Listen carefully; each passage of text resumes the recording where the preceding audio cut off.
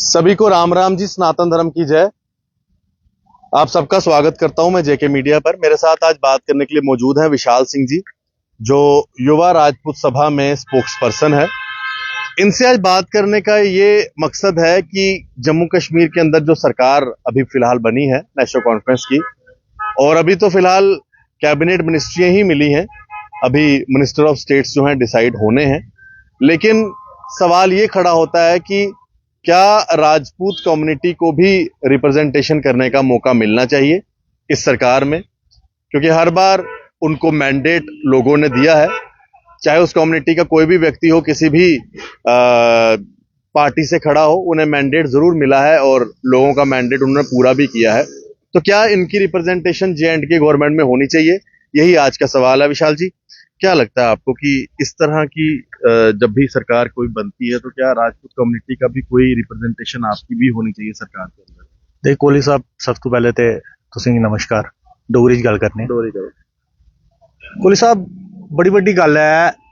कि जम्मू कश्मीर दा इतिहास जिसलै अस दिक्खने आं ते राजपूत कम्युनिटी दा योगदान जेहड़ा है ओहदे पर गल करने दी जरूरत होंदी है। युवा राजपूत सभा दा प्रवक्ता भी है, मीडिया प्रभारी भी है, ते मगर उस तो भी उठी ये गल है कि जम्मू कश्मीर दा इक बशिंदा जेहड़ा राजपूत कम्युनिटी तो बिलोंग करता है, और राजपूत कम्युनिटी सरकार कोला केह् चाहती है, जम्मू कश्मीर दी सरकार कोला केह् चाहती है और केंद्र दी सरकार कोला केह् चाहती है। मिगी लगदा एहदे पर थोड़ा सानू फोकस करने की जरूरत है, क्योंकि राजपूत कम्युनिटी जेहड़ी है कोहली साहब दूआ नंबर है जम्मू कश्मीर विच पॉपुलेशन विच। दूए नंबर पर आंदी है कि जम्मू कश्मीर च जेहड़ी पॉपुलेशन राजपूतें दी है दूए नंबर पर है। पहले नंबर मुस्लिम, दूए नंबर राजपूत, बाकी और। खैर भाईचारे की गल की जाए तो राजपूत कम्युनिटी पिछे भी नहीं होंदी। भाईचारे का मिसाल है राजपूत कम्युनिटी। युवा राजपूत सभा तुंदे सामने एक मिसाल है, भाईचारे का मिसाल है। मगर जिसले अपनी कम्युनिटी की गल आग तो मिगी लगा कम्युनिटी की गल करना भी बड़ा जरूरी है, क्योंकि कम्युनिटी जिहड़ी है साढ़े लोकें दी उम्मीदां जिहड़ियां साढ़े होर बड़ी ज्यादा न, क्योंकि अस एक तंजीम कन्नै भी चला दे आं। उस तंजीम गी युवा राजपूत सभा ते आखने आं, मगर वो राजपूतें की गल भी तो करनी है और जम्मू कश्मीर की गल भी अस करने हैं। तुम बेहतर जानते हो जम्मू कश्मीर महाराज साहब की छुट्टी की गल भी की, टोल प्लाजा की गल भी की, होर ही मुद्दे की गल की, हुण स्टेट की गल भी चला दी है। तो मिगी लगा राजपूतें की गल भी होना जरूरी है, क्योंकि राजपूत कम्युनिटी जिस चाली दबाया गया है जम्मू कश्मीर खासकर जम्मू कश्मीर बाकी रियासतें की गल करचे तो राजपूत जेहड़े मैंडेट लैंदे न या राजपूत सत्ता विच होंदे, राजस्थान चली जाओ, ग्वालियर चली जाओ या कुछ होर जगह चली जाओ, उत्थे राजपूतें की एक तुसें गी सरकार रिप्रजेंट करदी है विदाउट किसी इलैक्शन दे भी उत्थे रिप्रजेंट करदी। मगर जम्मू कश्मीर एक ऐसी है, इत्थे तुस लोग अगर चुनिए भी भेजगन ना कोहली साहब, तो मिगी लगा दा सरकार कुदे ना कुदे अनदेखा करती है। उस अनदेखा करने दी कारण जेहड़ा है उस कारण उपर सानू गल करने की जरूरत है, क्योंकि लोग जेहड़ा अज बड़ी गल्लां आखदे न भाई यहाँ पे राजपूत कम्युनिटी के बगैर जम्मू च खिते च सरकार चलाना मुश्किल है। अस दिक्खने चेहरे भी दिते, मैंडेट भी दिता राजपूत कम्युनिटी के लोकें, किश जिते भी हैं। मैं ज्यादा गल्लां नहीं करगा। साढ़े विच इस वेले जेहड़ी मौजूदा सरकार है, विपक्ष की गल ते करचे, विपक्ष साढ़े राजपूत चेहरे जेहड़े आए न वो मिगी लग्गा दा 11-12 के करीब आए, जी थोड़ी मी नॉलेज होई सकदा मैं गलत होआं। मगर गल की जाए विपक्ष की गल आई बीजेपी, इसलिए बीजेपी विपक्ष है, सत्ताधारी पार्टी है NC ते ओहदा अलायंस। अगर NC ते ओहदे अलायंस की गल की जाए कोहली साहब, ते जम्मू कश्मीर विच 2 या 3 चेहरे गै ऐसे ने जेहड़े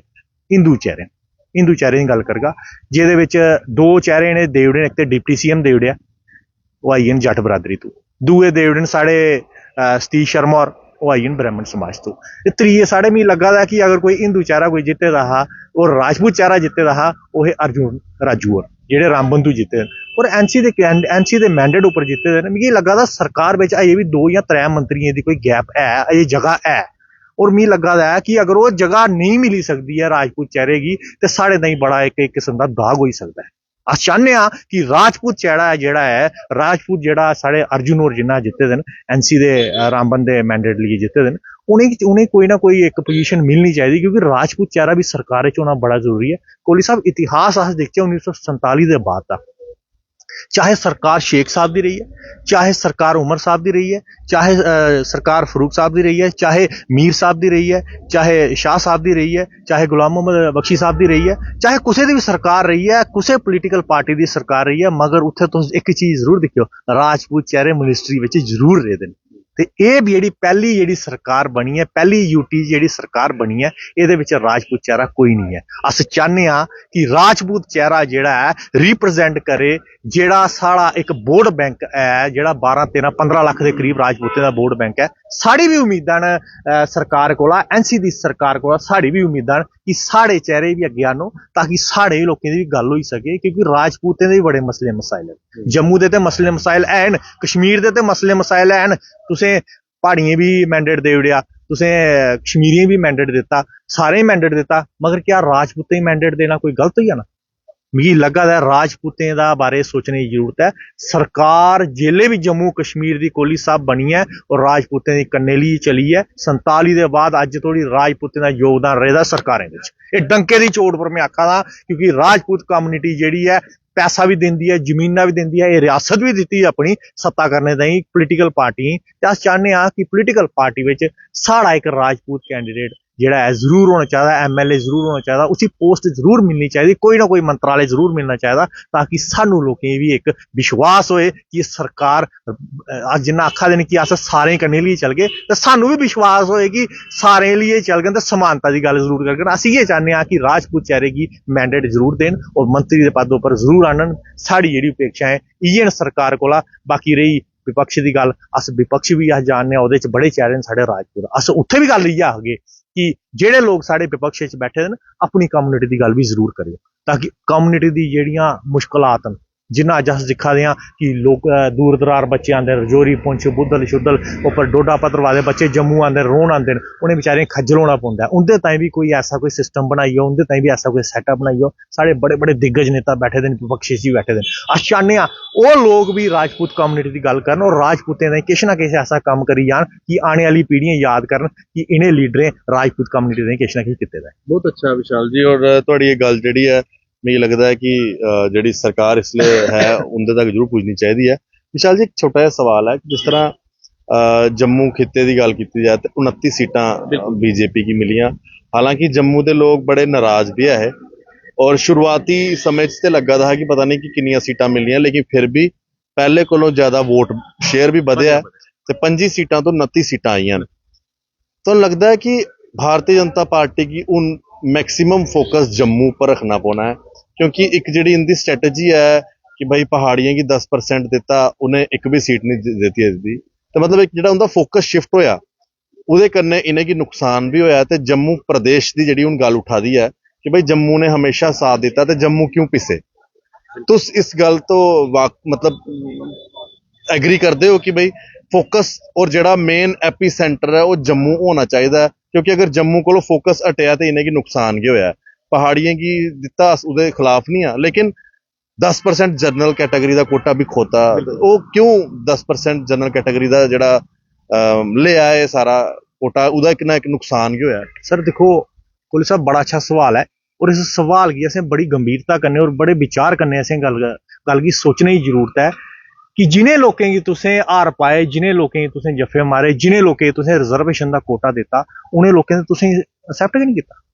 उन्हें लोगों ने तुसें एक्सेप्ट नहीं किया। अस दिखा दे हां कि जम्मू के लोग सैक्रीफाइस किया सर, बड़ा बड़ा सैक्रीफाइस होंदा। एक तुस संविधान विच लिखोए दा है कि 20% कोला आरक्षण शुरू होया 1947 विच, जेल्ले देश की अर्थव्यवस्था जी ठीक नहीं और समानता आने की कोशिश की गई ही कि सामान्य ही है, सारे लोग सामान्य ही है ना। उस वे 20% कोटा शुरू किया और 20% कोटा होंदे बदते बदते बदते 50% आया, और संविधान लिखोए दा कि 50% को उपर नहीं करी सकते,